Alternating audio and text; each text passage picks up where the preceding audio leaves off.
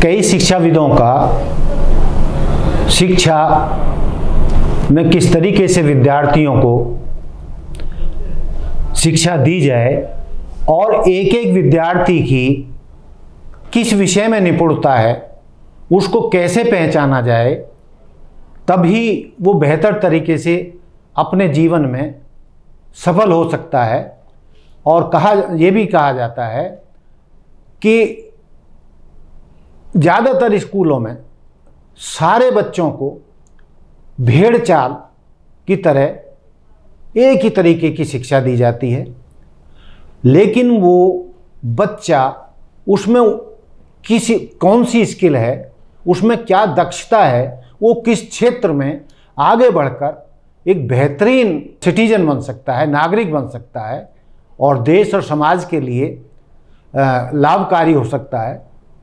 स्कूलों में इस तरफ ज़्यादा ध्यान नहीं दिया जाता और सबको एक ही तरीके के सब्जेक्ट और एक तरीके से ही सबको पढ़ाया जाता है, जबकि कई शिक्षाविद और हमारे ऋषिपाल चौहान जी जीवा पब्लिक स्कूल के चेयरमैन जो हैं, उनका भी यही मानना है कि बच्चे की प्रकृति को पहले पहचानना जरूरी है कि इसका मन क्या है, ये किस तरफ जा सकता है, किस तरफ सफल हो सकता है और उसकी दक्षता को पहचान कर हमें किस तरीके की उसको शिक्षा देनी चाहिए, उस पर ध्यान देना चाहिए, तभी वो ज़िंदगी में आगे बढ़ सकता है। तो इस पर चौहान साहब बताएं कि आप विस्तार से क्या कहना चाहेंगे। दर्शकों को मेरा नमस्कार।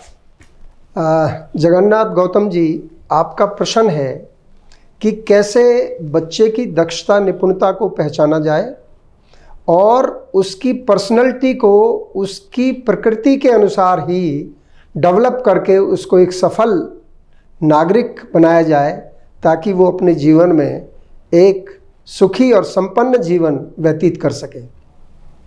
देखिए, पूरे विश्व के अंदर किसी का भी थंब इम्प्रेशन नहीं मिलता, अंगूठे का निशान, और किसी का भी आँख की, जिसको आइरिस बोलते हैं, वो नहीं मिलती। जैसे आपने देखा होगा आजकल एयरपोर्ट पर एक नया सॉफ्टवेयर आया है कि आप आँख में कैमरे से देखें तो आपकी पूरी इंफॉर्मेशन, आपका पासपोर्ट नंबर, ये आपका टिकट नंबर, आपकी इंक्वायरी सब पूरी होकर के आप सीधे बाहर आगे चला जाइए। या जब आप वीज़ा के लिए जाते हैं किसी देश के अंदर, तो आपकी क्लियरेंस के लिए दोनों हाथों को ऐसे रखा जाता है ताकि आपके थंब इम्प्रेशन जो आपके पासपोर्ट में रिकॉर्ड किए गए हैं उससे वो मैच हो जाता है और आपकी पूरी हिस्ट्री जो है मैच हो जाती है। तो यहाँ कहने का मतलब है कि हर बच्चा एक बीज है और एक विशेष प्रकार का बीज है और उसकी एक प्रकार की विशेष प्रकार की प्रकृति है, उसकी लाइकिंग, उसकी डिसलाइकिंग, ना केवल प्रकृति, उसकी फैमिली, उसका फैमिली एनवायरनमेंट, उसका देश, उसका काल, उसके समाज में किस में रहता है, वो किस भाषा को बोलता है, उसका पढ़ाई का क्या तरीका है, लर्निंग। हर बच्चे का सीखने का अलग तरीका हो सकता है। फिर हमारे यहाँ 8 प्रकार की इंटेलिजेंस हैं। तो बच्चे की स्ट्रॉन्ग इंटेलिजेंस कौन सी है? वो लॉजिकल है तो मैथ में अच्छा होगा, लिंग्विस्टिक है तो भाषा में अच्छा होगा, अगर उसकी विजुअल इंटेलिजेंस है तो डिज़ाइन में अच्छा होगा, अगर उसकी इंटरपर्सनल है तो मार्केटिंग में अच्छा होगा। और हमारे शास्त्रों के अनुसार 9 प्रकार की प्रकृति होती है। कई बच्चे पढ़ाने में अच्छे होते हैं, एजुकेटिव नेचर है, वो छोटी सी चीज़ को बहुत अच्छी एक्सप्लेन करके दूसरे को बताएंगे, या एडमिनिस्ट्रेटिव नेचर है, या एडवेंचरस नेचर है, आपकी जो है प्रोटेक्टिव नेचर है। जैसे देखा होगा कहीं कुछ हो रहा है तो अरे भाई ऐसा क्यों कर रहे हो, तो वो बीच में आएगा, उनको समझाएगा।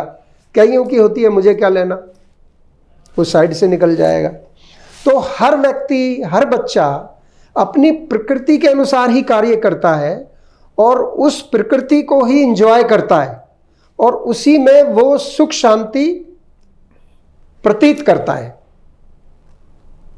जैसे कि आप कहते हैं कि आपकी क्या हॉबी है, आप बहुत थके हुए आए हैं, आपसे कोई कहे कि चलो यार ये काम करते हैं, भैया मैं थका हुआ हूँ, मैं नहीं कर सकता। लेकिन जो आपकी हॉबी है, अगर वो काम कहा जाए तो कहोगे चलो यार वैसे तो मैं थका हुआ हूँ, लेकिन इसको गेम खेलते हैं, ये काम करते हैं, जो भी है, ठीक है ना, या गाना सुनते हैं या डांस करते हैं, जो आपकी हॉबी है, तो आप अपनी हॉबी को एंजॉय करते हो। और जब कोई भी व्यक्ति अपनी प्रकृति के अनुसार काम करता है तो वो थकावट महसूस नहीं करता, उसको एंजॉय करता है।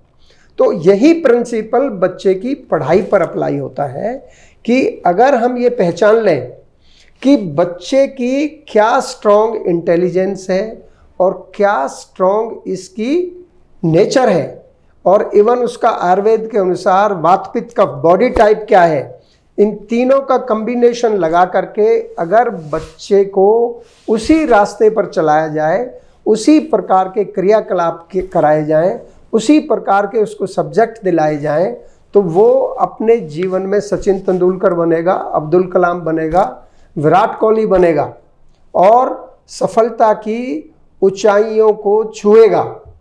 तो इसलिए ये अति आवश्यक है कि हम बच्चे को समझें, उसके इंटरनल को समझें। एक होता है इनर इंजीनियरिंग, एक होता है एक्सटर्नल इंजीनियरिंग। एक्सटर्नल जो हम बाह्य काम करते हैं, लेकिन बाह्य काम हम किस चीज़ से करते हैं? दिमाग से करते हैं, बुद्धि से करते हैं, विवेक से करते हैं, भावनाओं से करते हैं, किसको मैं हेल्प करूं, किसको मैं हेल्प ना करूं।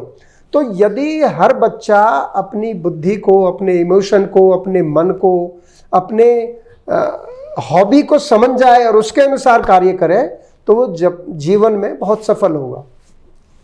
इसका मैं एक छोटा सा उदाहरण देता हूं कि द्रोणाचार्य ने, एक बच्चा था छोटा सा अर्जुन, उसको कहा कि ये बहुत बड़ा विश्व का धनुर्धर बनेगा।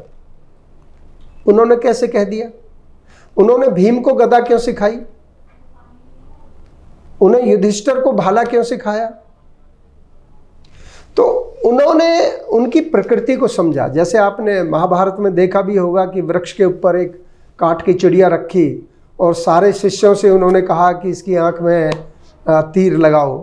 तो केवल आपका जो अर्जुन था उसने ये कहा कि ना मुझे वृक्ष नजर आ रहा है, ना मुझे चिड़िया नजर आ रही है, केवल उसकी आंख नजर आ रही है। तो इसी चीज को देखते हुए उसने ये बोला कि ये बच्चा विश्व का सबसे बड़ा धनुर्धर बनेगा।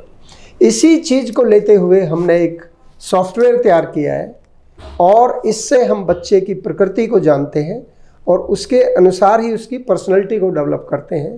तो ये सबसे बेस्ट शिक्षा देने का तरीका है और इसमें बच्चे को ट्यूशन लगाने की कोई आवश्यकता नहीं है, क्योंकि जो उसकी हॉबी है, जो उसकी प्रकृति है, उसको वो प्राकृतिक रूप से ही समझता है।